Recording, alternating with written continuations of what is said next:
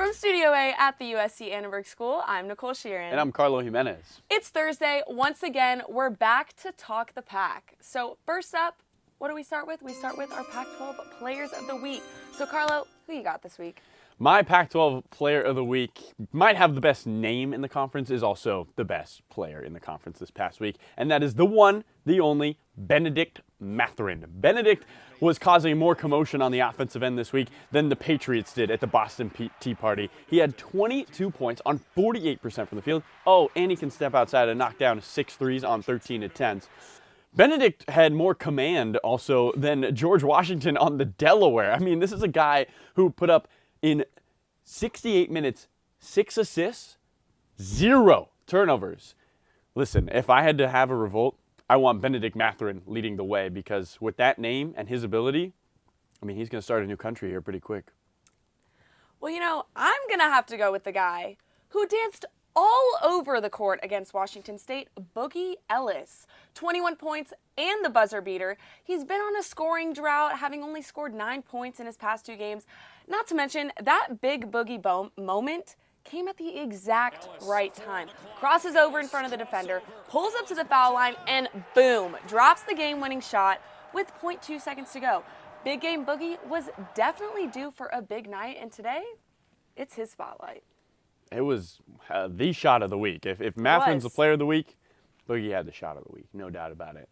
Well, Nicole, it's time for our locks of the week, but as always, one of us lost this time. And guess who lost this week? Carlo. See, Carlo, Colorado ran away with a 70-62 win over Cal. And remember when you said it was going to be a tea party with Teeman? Well, he had 3 points that game. The it's tea because was Benedict not. Mathurin threw all the tea over the boat. Well, Carlo, regardless, the tea was not piping hot, and you lost. So, for all of you watching, we don't have our wheel, as you can see today, because we wanted you all to decide what the punishment was. And you guys voted, and you spoke, and what is his punishment? Well, Carlo has to freestyle his lock of the week. Carlo, Yep. Are you ready? I will say, I am not good at freestyling. He says he's surprise, not. surprise. I will promise you I'll try my best. I'm sorry to everyone who associates with me. I'm going to embarrass you. That's my only promise. All right, are you ready? So Nicole's giving us the beat, right? Yeah, I'm going to drop the beat for him. You know, give him a little help. All right. Yeah. We did you not ready? rehearse You this, stretch by the out. way. No, this is one take wonders right here. So, Oh, are you boy. ready? Yeah. All right, here I go. Okay. All right. We got our locks of the week. I lost mine last time, but this time, gonna be better than Nicole. Drop your dime. We're headed to the desert. I'm staying in Tucson. McHale Center is where I'm at. It's Arizona, Colorado. That didn't rhyme, but that's all right. Nicole's got the flow going. The Wildcats, mentioned earlier, they're 15-0 at home in Arizona. They're gonna get the win, yo. Leading the nation in assists per games, rebounds per games. What can't they do? Lose, because that's lame. Oh! That's all I got. Okay, Arizona, take them, beat them by the Buffaloes by 18 last time. They ain't losing. No way. You better put all your dimes on the line, because Arizona's coming out with the win. It won't be a crime. Hey! All right. That was awful. I think you have a career in that. No, please. I never want to do that again. Okay. Well, then don't lose. Oh, I won't. All right. Well. Because Arizona will be Colorado. Okay. Well, while Carlo just spit some bars, I'm going to spit some myself, okay? I'm taking Oregon, USC. The Trojans are hitting the Oregon Trail to face the Ducks this Saturday. And it's Oregon lock taking down USC. Star guard Will Richardson scored a career high against USC last game. Oh, and not to mention, the Ducks won by 10 points at Galen Center. So that home court advantage really was not an advantage for the Trojans. Not to mention, Oregon has grabbed double-digit offensive rebounds in the last 3 games. And as we know, that's been a struggle for the Trojans this season. So who would win in a fight? Ducks, Trojans. When it comes to an Oregon team with home court advantage, it's Ducks all the way. All right. That's my lock. Hopefully you're not rapping next week. I hope not. Hopefully you are. That'd be kind of fun. Yeah. I would enjoy that one. All right, well, let's get into our swiping segment from bars to swipes.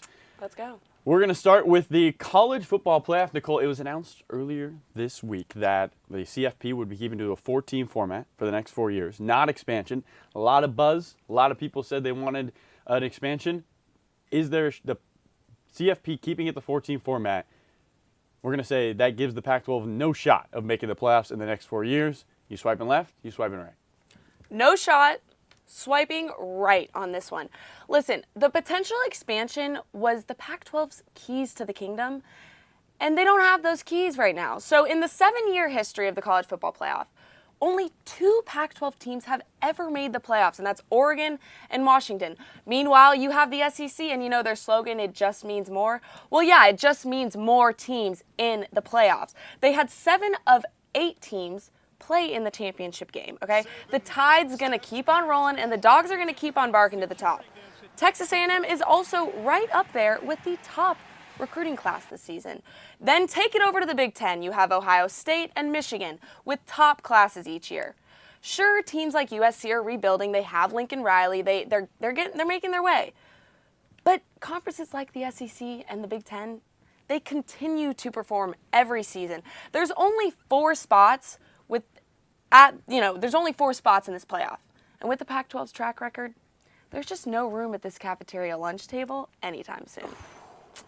Cold words for the Conference of Champions. Yeah. Cold words. But I'm going to go ahead and say swiping left. Trojans or the Ducks are getting in the next 4 years. Guaranteed. Let me tell you why. Conference of Champions, it's called that for a reason, and they're going to be playing at the championship level because they're bringing in championship coaches to the top 2 programs. USC picking up Lincoln Riley. We know what he did at Oklahoma, went to 2 college football playoffs. Oh, and Dan Lanning just won one maybe 1 month ago for the Georgia Bulldogs. These are coaches who know how to get there in this current format. That is what the Pac-12 needs. And by the way, let's not forget Kyle Whittingham. Still waiting for that response on my email. When is our island trip? I would love to go sometime. But he's also led that Utah team to a Rose Bowl for the first time in program history last year. So, look, Pac-12 did what it needed to do in the offseason to bring in coaches that can take them to the next level, and that's what's going to happen in the next 4 years. All right. That's all I'm going to say. Well, on Tuesday, which was 2 days ago, it was February.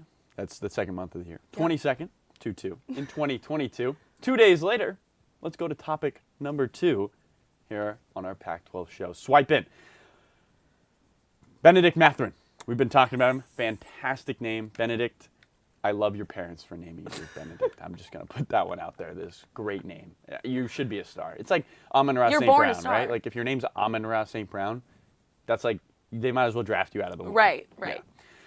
Benedict, is he playing well enough, though, Nicole, to be Conference Player of the Year? First of all, I love Eggs Benedict, so I'm swiping right on this one. Carlo, you said it at the beginning. The man with the best name in the Pac-12 also takes the highest award of Player of the Year. Benedict has secured 3 Pac-12 Players of the Week. That's the most out of any player in the Pac-12, okay? He performs on both sides of the ball. He had a 10-point, 10-rebound, and 5-block game last week. The last player to do that, well, that was Evan Mobley. And what did he do? He won Pac-12 Player of the Year, too. He leads his team in points per game. So 2 more wins for Arizona, and they lock that top spot in the Pac-12.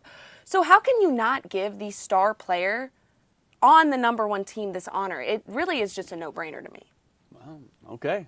I'm a big believer in Benedict. Benedict? I was a big believer in Benedict, but you know who I believe in him more? Oh. The man named Johnny Juzang. Now, I love Eggs Benedict as well, but you know what's better than Eggs Benedict?